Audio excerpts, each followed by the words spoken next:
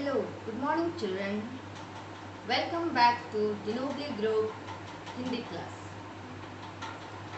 अभी अभी जो आपने शास्त्रीय संगीत के वाद्य यंत्रों के धुन सुने, क्या आप बतला सकते हैं कि ये कौन कौन से वाद्य यंत्रों के धुन थे? जी, आपने सही कहा। यह तबला, बांसुरी और शहनाई के धुन थे। इन्हीं धुनों के बारे में, इन्हीं वाद्य यंत्रों के बारे में हम लोगों ने पिछले कक्षा में पढ़ा था। तो आइए आज हम लोग पाठ को आगे बढ़ाएंगे और देखेंगे कि कौन कौन से वाद्य यंत्रों के बारे में हम जानकारी प्राप्त करते हैं। तो आइए मैं सितार भाग से पाठ की शुरुआत करती हूँ। इससे पहले आप इन चित्रों को देखिए। इसमें पंडित रविशंकर के चित्र हैं।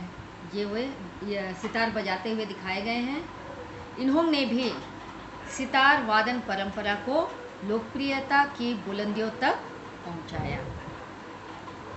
आइए मैं पाठ को पढ़ती हूँ, आप अपने हाथों में पेंसिल ले लीजिए। तारों में कंपन पैदा करके बजाए जाने वाले यंत्रों में सितार सबसे लोकप्रिय वाद्य यंत्र है। इन पंक्तियों को रेखांकित करिए। ये पूरे लाइन को रेखांकित करें। यह सागौन की लकड़ी और कद्दू से बना होता है।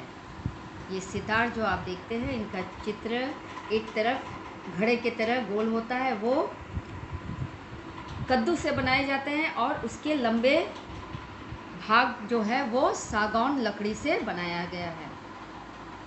इसे बजाते समय उंगली में महराब पहनकर इसके तारों को झंकृत किया जाता है।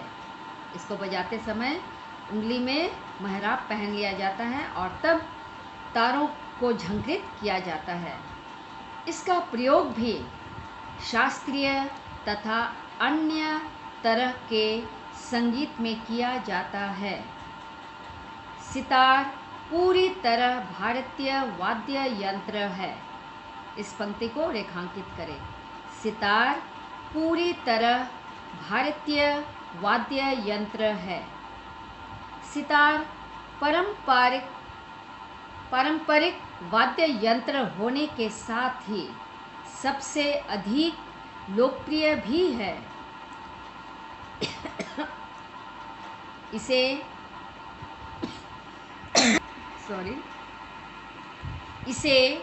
भारत का राष्ट्रीय वाद्य यंत्र होने का गौरव भी प्राप्त है।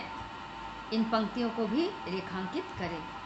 इसे भारत का राष्ट्रीय वाद्य यंत्र होने का गौरव भी प्राप्त है। पंडित रविशंकर, उस्ताद लियाकत खां, शाहिद परवेज खां और पंडित उमा शंकर मिश्रा ऐसे नाम हैं जिन्होंने सितार वादन परंपरा को लोकप्रियता की बुलंदियों तक पहुंचाया है। तो सितार हमारे भारत का राष्ट्रीय वाद्य यंत्र माना गया है। यह सितार पूरी तरह भारतीय वाद्य यंत्र है और इसे किन चीज़ों से बनाया जाता है? सागौन की लकड़ी और कद्दू से बनाया जाता है। कद्दू यानी पम्पकिन।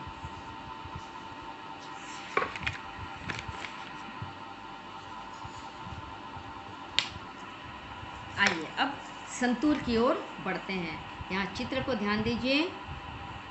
यहाँ ये पंडित शिवशंकर शर्मा है।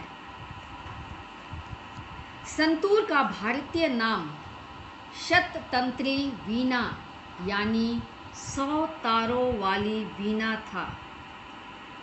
संतूर का भारतीय नाम शततंत्री वीणा, इसे रेखांकित करें, यानी 100 तारों वाली वीणा था, जिसे बाद में फारसी भाषा के प्रभाव से संतूर नाम दिया गया। यह अपने आप में एक अनोखा वाद्य यंत्र है जो कि तार का साज होने के बावजूद लकड़ी की छोटी छड़ों से बजाया जाता है। ये पूरे वाक्य को रेखांकित करें। यह, मैं पढ़ रही हूँ, इन्हीं वाक्यों को रेखांकित करें। यह अपने आप में एक अनोखा वाद्य यंत्र है जो कि तार का साज होने के बावजूद लकड़ी की छोटी छड़ों से बजाया जाता है। यह मूल रूप से कश्मीर का लोक वाद्य है। यह मूल रूप से कश्मीर का लोक वाद्य है जिसे सूफी संगीत में इस्तेमाल किया जाता है। पहले इसका चलन केवल कश्मीर में था। पहले संतूर का चलन सिर्फ कश्मीर में था, लेकिन आज यह भारत के सबसे लोकप्रिय वाद्य यंत्रों में से एक है।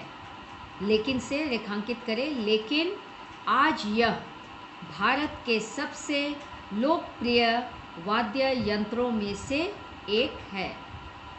इसका प्रयोग भी शास्त्रीय संगीत से लेकर अन्य सभी प्रकार के संगीत में प्रयोग किया जाता है। शिव शंकर शर्मा ने इसे लोकप्रियता के शिखर तक पहुंचाने में विशेष योगदान दिया। इस पंक्ति को रेखांकित करिए। पंडित शिव शंकर शर्मा ने इसे, यहाँ इसे से तात्पर्य है संतूर, लोकप्रियता के शिखर तक पहुंचाने में विशेष योगदान दिया। गायन के साथ जब वाद्य यंत्रों का साथ मिलता है तो श्रोतागण उस गीत संगीत में डूब जाते हैं।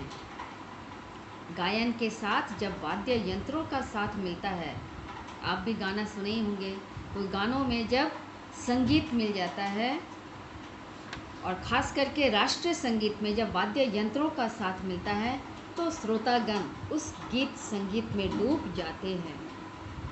भारतीय वाद्य यंत्रों ने अपनी अनूठी विशेषताओं के कारण देश विदेश में भी अपना विशेष स्थान बना लिया है।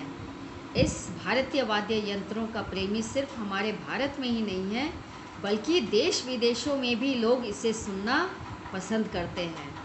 इसीलिए यहाँ कहा गया है, भारतीय वाद्य यंत्रों ने अपने अनूठी विशेषताओं के कारण देश विदेश में भी अपना विशेष स्थान बना लिया है। तो यहाँ आइए बच्चों, पुनरावृत्ति के रूप में प्यारे बच्चों, हम लोग यहाँ मौखिक भाग में दिए गए प्रश्नों के उत्तर को सुनेंगे। फूंक से बजाए जाने वाले वाद्य यंत्र कौन कौन से हैं? उत्तर क्या होगा? शहनाई और बांसुरी। फूंक से बजाए जाने वाले वाद्य यंत्र बांसुरी और शहनाई है। कौन सा वाद्य भारत का राष्ट्रीय वाद्य यंत्र है? इसका उत्तर होगा सितार। कौन सा वाद्य भारत का राष्ट्रीय वाद्य यंत्र है? सितार। संतूर का भारतीय नाम क्या है? संतूर का भारतीय नाम क्या है? इसका उत्तर होगा सततंत्री वीणा। संतूर का भारतीय नाम सततंत्री वीणा है। जाकिर हुसैन कौन सा वाद्य यंत्र बजाते हैं? तो वो कौन सा वाद्य यंत्र बजाते हैं? तबला। जाकिर हुसैन तबला बजाते हैं। तो ये कुछ मौखिक प्रश्न हैं जिनका उत्तर आप स्वयं याद कर लीजिएगा। आइए हम लोग पाठ को आगे बढ़ाते हुए संयुक्त व्यंजनों की ओर बढ़ेंगे और उसके बाद विपरीतार्थक शब्द की ओर ध्यान देंगे।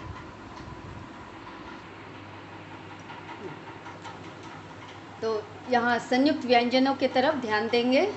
संयुक्त व्यंजनों से बने शब्द, आपके अभ्यास भाग में ये सारी चीज़ें दिए गए हैं, आप इन्हें ध्यान से देखिए।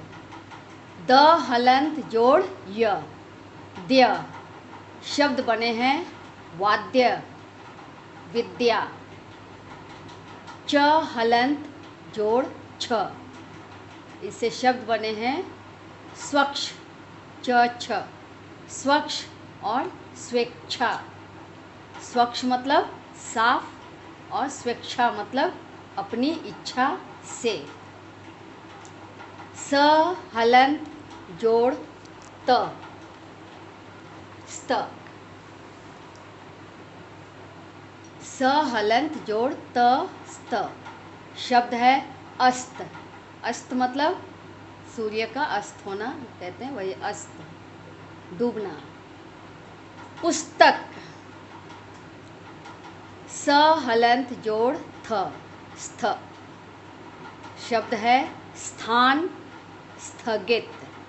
यहाँ मैं सिर्फ दो ही उदाहरण दी हूँ, आप बहुत सारे संयुक्त अक्षर से शब्द बना सकते हैं अपनी पुस्तक की सहायता लेकर। अब आइए फिर एक बार मैं पढ़ दे रही हूँ। द हलंत जोड़ य, द्य वाद्य, विद्या। च हलंत जोड़ छ, स्वच्छ, स्वेच्छा। स हलंत जोड़ त, स्त, अस्त, पुस्तक। स हलंत जोड़ थ, स्थ, स्थान, स्थगित। अब आइए विपरीतार्थक शब्दों की ओर।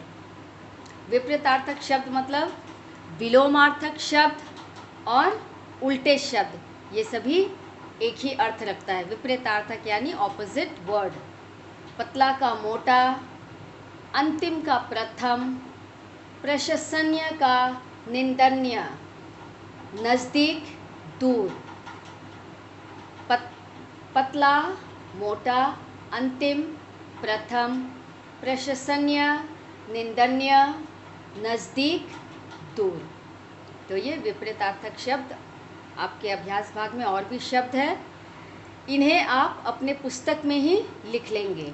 विपरीतार्थक शब्द और संयुक्त व्यंजनों से बने शब्द आप अपने पुस्तक में ही लिखेंगे। अब आइए प्रत्यय शब्द की ओर। प्रत्यय यानी सफिक्स। पिछली कक्षा में, पिछली बार जब मैं आप लोग को पढ़ाई थी तो आपको याद होगा उपसर्ग हम लोग पढ़े थे। उपसर्ग होता है प्रीफिक्स, और आज हम लोग पढ़ेंगे प्रत्यय यानी सफिक्स, जो शब्द के पीछे जोड़ा जाता है। परिभाषा देखिए। ऐसे शब्दांश, शब्दांश फिर एक बार बतला रही हूँ, शब्द का एक अंश।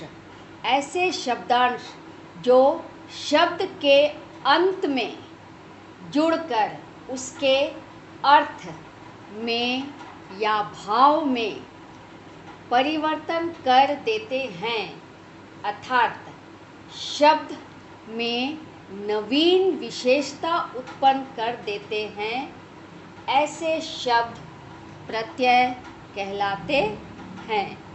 फिर एक बार परिभाषा को ध्यान से सुनिए। ऐसे शब्दांश जो शब्द के अंत में जुड़कर उसके अर्थ में या भाव में परिवर्तन कर देते हैं, अर्थात शब्द में नवीन विशेषता उत्पन्न कर देते हैं, ऐसे शब्द प्रत्यय कहलाते हैं। जैसे यहाँ उदाहरण को देखेंगे। जैसे सफल जोड़ ता, क्या बना? सफलता। अच्छा जोड़ ई, क्या बना? अच्छाई।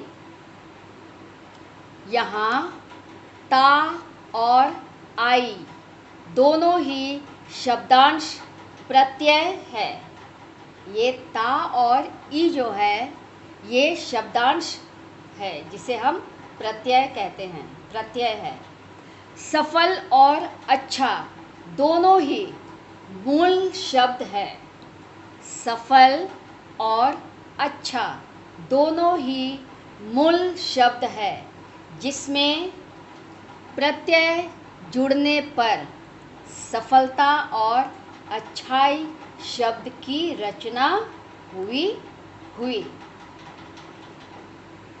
सफल और अच्छा दोनों ही मूल शब्द है जिसमें प्रत्यय जुड़ने पर सफलता और अच्छाई शब्द की रचना हुई। यानी ये एक विशेषता प्रकट करने वाला एक नया शब्द की रचना हुई है। अन्य उदाहरणों को देखिए।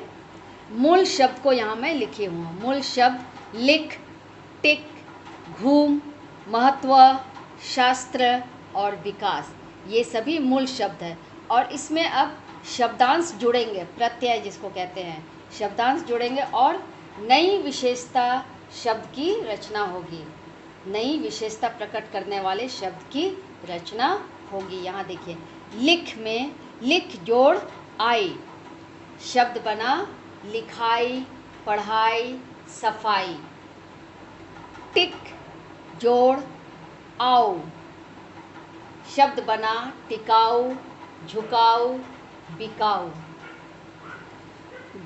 घूम जोड़ आओ शब्द बना घुमाओ, जमाओ, लगाओ।